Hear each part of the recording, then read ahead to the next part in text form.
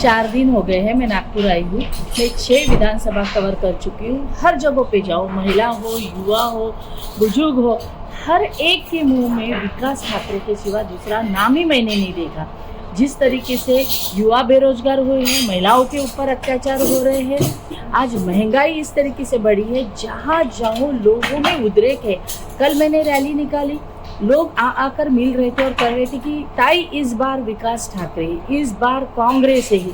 महिलाओं में जा रहे थे। कल मैं सिंधी समाज की एक मीटिंग ली, बड़ी पैमाने में महिलाएं वहाँ पे आई थी और कह रही थी कि ताई हमने विकास ठाकरे को तो नहीं देखा, लेकिन विकास ठाकरे जी का नाम मैंने इतने बार सुना है। हमारे घर के लोग बोलते हैं, हमारे बच्चे बोलते हैं कि आधी रात भी अगर हम चले जाए तो विकास ठाकरे सब लोगों के लिए खड़ा रहता है।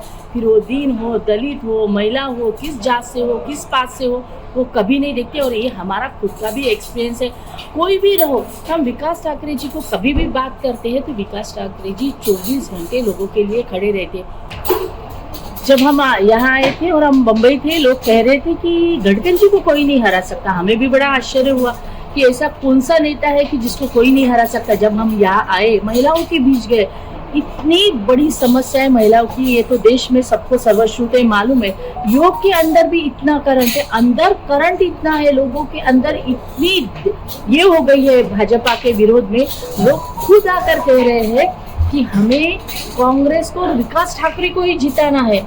आज ऐसी सिचुएशन हो गई है कि उनको गली गली घूमना पड़ रहा है। जो आदमी कहता था कि 5 लाख से मैं चुनाव जीतूंगा, आज वो गली गली जाकर, मुस्लिम समाज हो, एससी समाज हो, सब समाज में जाकर घूम रहा है। और विकास जी आने का लोग इंतजार कर रहा है। महिलाएं कह रही है, जिन्होंने देखा नहीं वो कहती है कि विकास जी का चेहरा हमें देखना है। हम बैनर को देख के सोच रहे हैं कि विकास जी को हमें वोट करना है, क्योंकि महिलाओं के ऊपर जो अत्याचार भाजपा सरकार में हुए हैं, आज 16 मिनट में एक बलात्कार हो रहा है। उनको हमेशा अगर किसी ने सपोर्ट किया है तो वो भाजपा के लोगों ने किया है।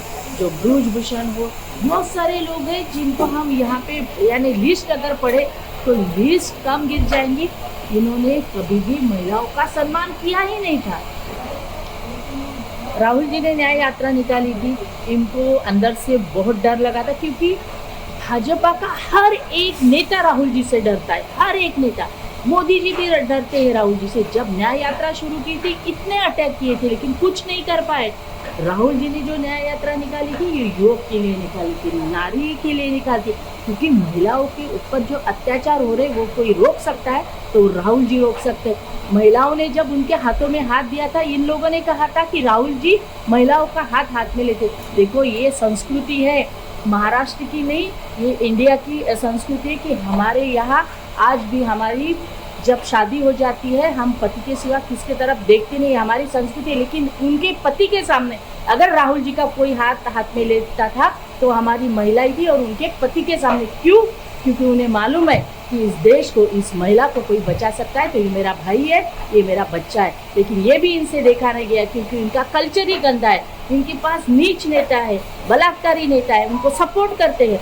इसलिए मैं कहती हूँ कि इनको अगर कोई हरा सकता है तो ये देश की महिलाएं हराएंगी, क्योंकि सबसे ज़्यादा अगर किसी ने अत्याचार किए तो भाजपा के नेताओं ने किए हैं। कोई महिलाओं का सम्मान नहीं। फिर राष्ट्रपति से देखकर गली की औरत तक आप देखो, इन्होंने इतने अन्याय अत्याचार किए हैं, इनको किसी के बारे में नहीं। वो कोई युवक हो, हमारा किसान हो, हमारी महिला शक्ति हो, सबके विरोध में है। ये किनके साथ में है? ये सिर्फ अडानी के साथ में है।